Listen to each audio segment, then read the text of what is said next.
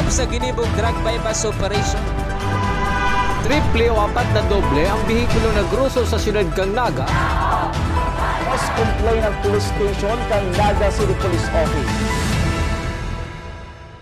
Newsbreak. Sa headlines kan mga barata, blessing in inauguration Kampili Public Market ginibukas sa bagong aga. Camarines Sur asin iba pang munisipyo pinagbisto sa 23rd Gawad Kalasag Award.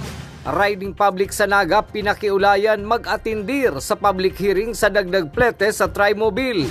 Duwang mga sospek sa pagpabakal subutin illegal na droga sa Naga. Nasa custody ngunyan kang Naga City Police Office. Diyos marahay na hapon. Ako si Mark Mendoza. Asin ako si Antoinette Eduardo. Kami ang sa indong tagapagatud Bareta. Bagong tugdok na Pili Public Market binindisyonan asin pinag-inauguraran kan subagong aga. Aramon taman ang kumpletong detalles kayan sa report ni Melvin Machado. May basement parking, may rampa pasiring sa second floor, may water sprinkler na naka-install, may standby generator asin 140 stalls. Ini ang mahihiling sa bagong tugdok na Pili Public Market sa Banwaanin Pili, Camarines Sur na pinagbukas sa bagong aga, ang blessing and inauguration. Susug kay Mayor Tomas Bongalonte Jr. Phase 1 pa sana ini na nasa 240 million pesos ang ginastos hali sa 2021 General Appropriations Act. May master list tubot ang lokal na gobyerno kan Pili kan mga paratindang inilipat asin maokupar ka ini. Actually, igwa kaming master list kan si mga dating okupantes. Then itong mga bagong nag-a-apply, open pa man. Takadakot po ining pisto na magiging bakante sa mga pasatinda. Para kay Mayor Bongalonta, dapat may award na ini para magkaigwan na subot income ang lokal na gobyerno. Pun kaya kan ilipat sa ibang paratsyenda para tawandalan ang patrabaho, day naman sida pinagsingil sa saindang pwesto. Para man kay Vice Mayor Francis Belen, hasta daipa na aprobaran ang ordinansa kung saan nakabugtak ang detalyes sa pag-operar kang bagong public market. Daipa ini malilipatan. Gusto man makasiguro kang opisyal na talagang kumpleto ang proyekto. Actually, kuyan, gusto ko ma-award na tulos inita. Ang LGU Pili po, si dati ming income sa market mayong unyan. Kami ang nagastos kaya itong balyuhan ninda pa samantala dyan sa mga tinampo. Sa kabakbakan tinampo, nagpagkag kami ng mga pisto ninda. Ito, gawas itong gastos mi. And mayo kaming kukuliktang rental. Bulan-bulan mayo kami. So, dapat ma-i-award mi natin nga at least ko naman kaming income lamang ang munisipyo, takadahol kami pig-maintain. Yes, dahil pa po. Saka may pigihiling pa kami kasi pag sinabi kayang completed project, dapat talagang yung ready to occupy, fully furnished, finished ang gabos. Kailang pag hiniling mo kayo baga paikot, may obligasyon pa ang DP na dapat tarapuson. Yan, yun nga. Why we do accept now ngaya da project. Anyway, ano pa malang ni blessing and inauguration. So saro di sa pigbabantayan mi pa. Kasi baka nakapasar na kaming ordinansa si ribot na sa tao maglaog tapos may mga depekto pa palan so pinaka-proyekto.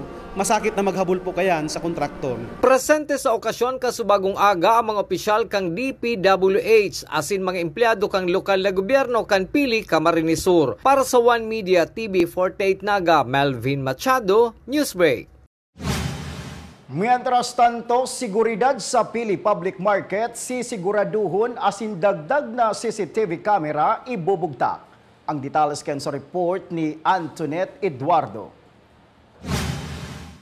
Kabali sa nagpahayag nin kaugmahan sa pagkakaigwanin bagong edipisyo para sa public market kan Pili, Camarines Sur, si Mr. Joseph Nalyatan, ang presidente kan Federation of Pili Market Vendors Association. Kung igwasindang gustong matawan atensyon sa saindang paglipat, iyuan arkila. Sa inisyal subot niyang pagkaaram, 4,500 pesos ang arkila sa kada stall na gusto manindang mabawasan. Sa sangunyan po, may initial pa sanang itinao sa muyang amount which is subject to the approval pakang sangguni ang bayan na kung saan magkakaigwa ng public hearing.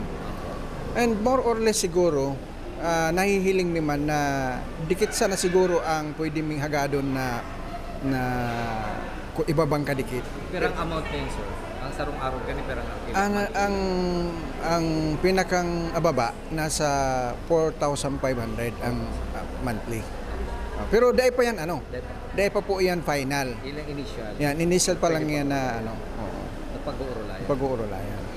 Sa lado ni Pili Market Administrator Bernard Estadilla, kadagdagan na pondo ang sa iyang hagadon para makabakal nin CCTV camera sa masunod na taon. Aminado ang nasabing opisyal na kaipuhan bantayan ang mga personang imbuelto sa pangahabon, salisi asin budol-budol sa Pili Public Market.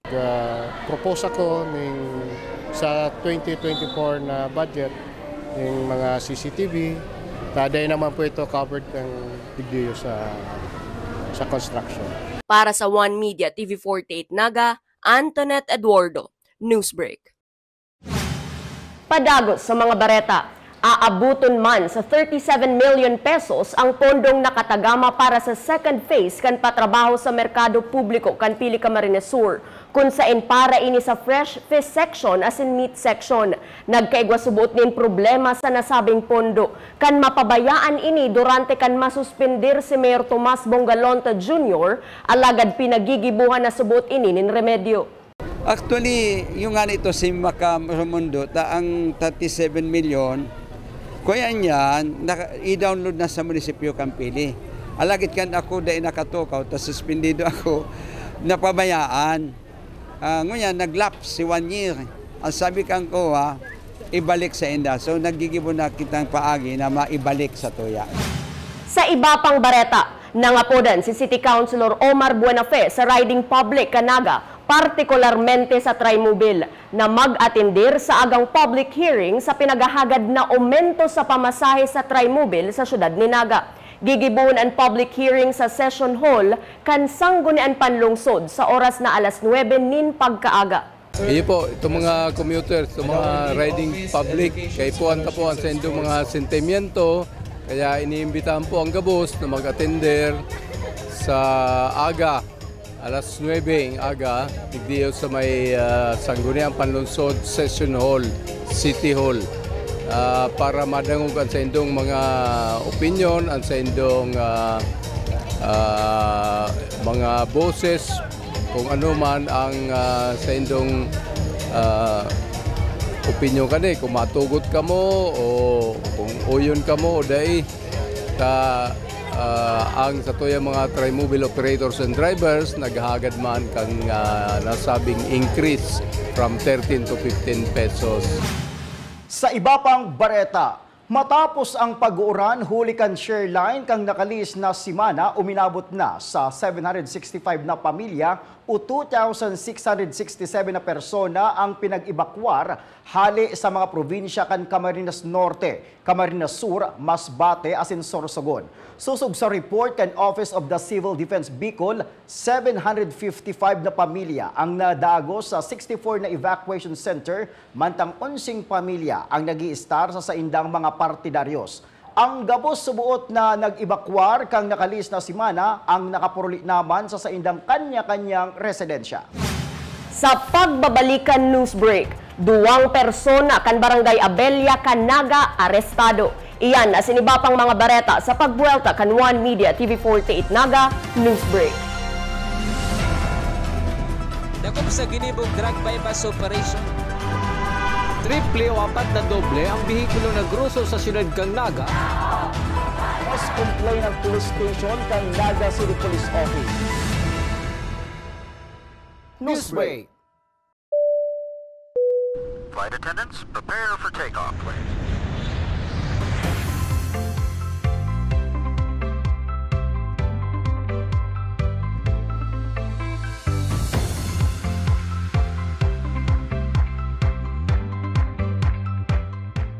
Slip life vest over your head. Take the tape around your waist.